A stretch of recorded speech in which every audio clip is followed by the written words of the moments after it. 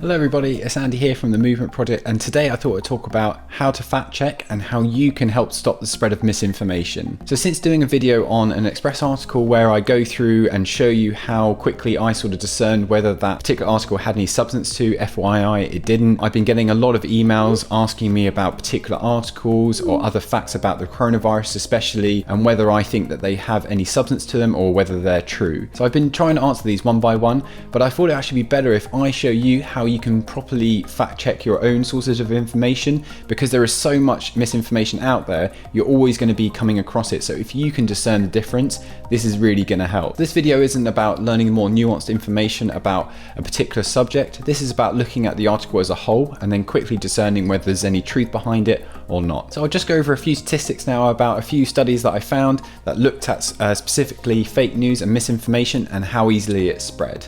So in a survey in the UK, they found that 43% of users reported sharing problematic content. This included 25% who shared at least one news story which they thought was entirely made up or exaggerated, and 29% who shared a story which they later found was made up. Another study examined the trajectories of 126,000 stories tweeted by approximately 3 million people and more than 4.5 million times. It was found that falsehoods, so fake news, diffuse, so got spread, significantly faster and more broadly than the truth. So after reading those statistics, I really felt like I had to make this video. Just one caveat though, this video isn't about reporting as a whole, so not personal stories or anything like that.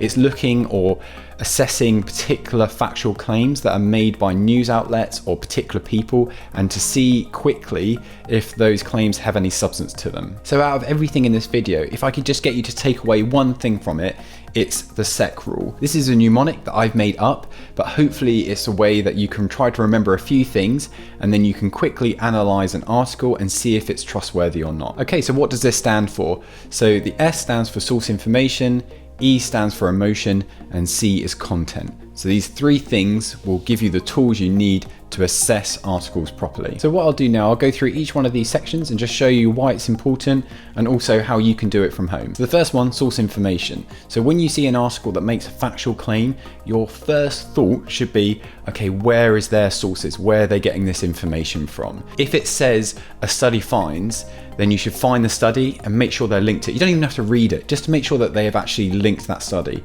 It takes 2 seconds to do this. They can just highlight a word and then insert the link. So a common theme that I've noticed with articles that have misinformation in them is that the source of the information is never specific or is anonymous. Also, just a note that if someone actually tells you a specific fact and they say that their cousin heard about it, or they know someone in government, or Dr. Paolo told them this and they just got off the phone with them. Dr. Paolo Macchiarini is a Swedish-born Italian thoracic surgeon and a former researcher on research medicine who became known for research fraud and accused of manipulative behaviour. It doesn't automatically make the fact incorrect or makes me disbelieve them. It just makes it near impossible for me to verify this. I need a source. I need to know more information. There's just too many unknowns.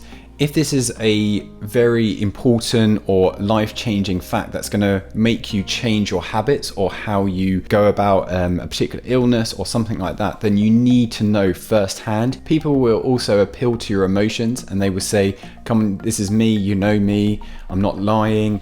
And yes, I don't think a lot of people or most people are going to be lying intentionally, but I don't know what conversation you've had with that doctor. I don't know if something was taken out of context, if that's what they meant. Do they have any biases? There's just too many unknowns. And if it's a claim that's going to make me change how I go about my daily life and potentially could affect my health, then I think that you need to hear this firsthand. In the court system, this is known as hearsay. And straight away, if someone said, I heard someone say this, they don't want to know about it. They want to hear it from firsthand, and that's why they have witnesses. So just on the use of the title doctor, now this is a personal gripe of mine, but the title doctor isn't actually protected. So a lot of us, when we see someone talking in a medical sense and they have doctor in front of their name, that we automatically assume that they must be medically trained.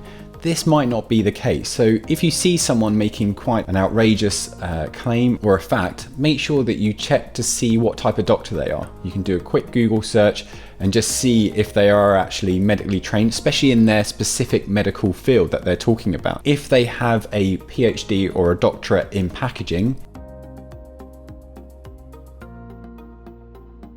this isn't going to be really helpful, especially if they're talking about something like COVID-19. So the last thing on source information is that you should go to reputable sources. So what I mean by this is go to big government sources like the NHS, the World Health Organization. These agencies will have huge amounts of experts that are looking at particular subjects all the time, and because there is accountability, so the article can be easily tracked, that they know that they need the correct information. Also, if something is incorrect with a particular article, then they're able to change it really quickly. The problem is when you go to the dark corners of the internet and find a dodgy website, or going back to the friend claim, is that there is no accountability. As we know during this COVID-19 crisis, is that as new information is coming out, the facts have changed slightly or have become more accurate. If you are taking a bit of information and then spreading it, it's not allowing that information then later on to be corrected. So you want a couple of sources that you know are very trusted, and these are the ones that you want to go to because you know that this information will be updated regularly. So one website that I've come across that I personally really enjoy is called The Conversation. It covers a wide variety of different subjects, but what they do on any particular articles, they list on the right hand side the author, their credentials, where they work. They disclose any information about if they have any particular funding for any particular groups, so then you can make your own mind up if you feel that they may be biased about a particular subject that they're writing about. This website is absolutely great, highly recommend it. So the second section, so the E in SEC, stands for emotion. So what I mean by this is that fake news will try to elicit an emotional response, because we know from research that if people are angry, frightened or upset, they're more likely to react with that content and also more likely to share it. Always be aware of conspiracy type stories that make sweeping statements. Miracle cures is another one. Even with some of our best medication out there, you still normally have a conversation with your doctor or your GP and weigh up the pros and cons and whether this is going to be effective. No medication has no side effects. If they're saying that it cures everything, this should make you skeptical straight away. So a good title should be clear, concise and informative. I'm not saying that certain titles won't elicit an emotional response out of you, especially if we hear a really sad story or something like that, but it shouldn't be the intent of the title. So they should be just trying to convey information. And then it's up to the individual whether an emotional response is elicited from that information. So the last section I'm going to go over is content. So what I mean by this is that you have to read the content in the article.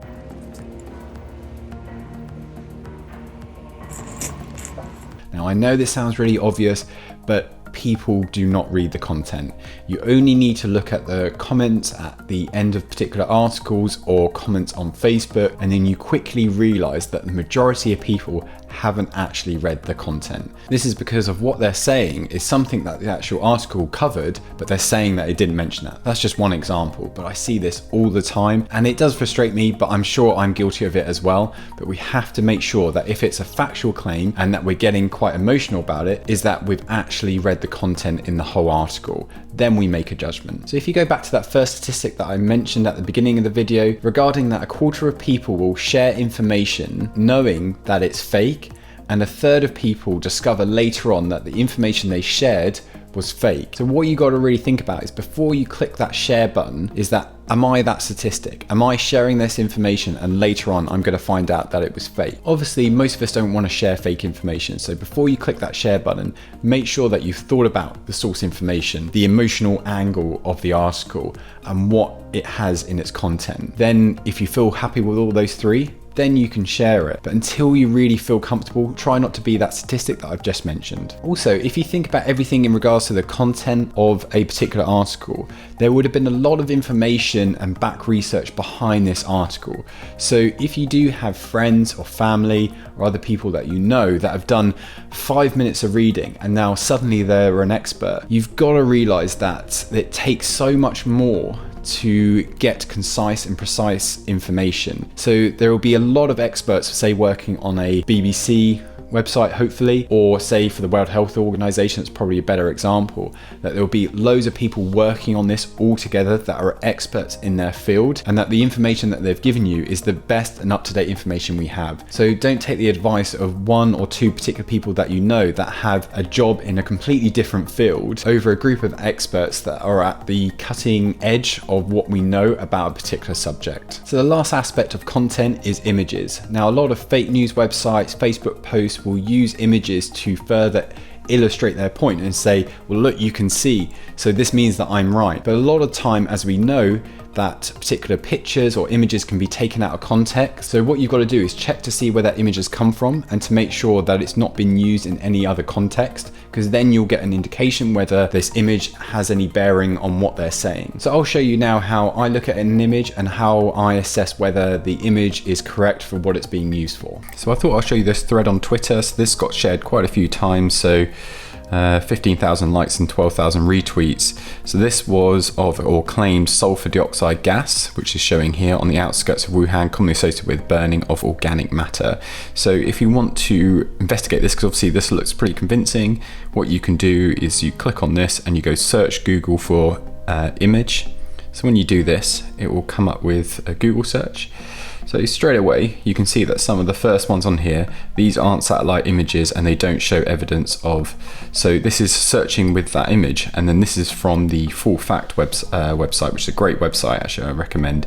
And they go through where the claim comes from and all the other bits of information. So straight away, you could tell that this image might not be correct. So once again, hopefully stopping you for sharing it. Obviously, it hasn't stopped, unfortunately, all these 12,000 people from sharing this, and this misinformation has been spread and the damage has been done. But like I said, what you can do is do that Google search and then hopefully you can see if the image has any substance to it or not. Also, after you check the image, you can type the title or the subject that the article is reporting on and see if any other major news outlets are reporting on it as well, because the likelihood, if it's true, they are. But if this is the only article or only newspaper outlet that's doing it, then once again, suspicion should be raised. Okay, so just to finish up, I personally don't disbelieve everything I hear, but if someone tells me some bit of information that potentially has bearing on myself and other people around me, I feel like I owe it to myself and those people to have a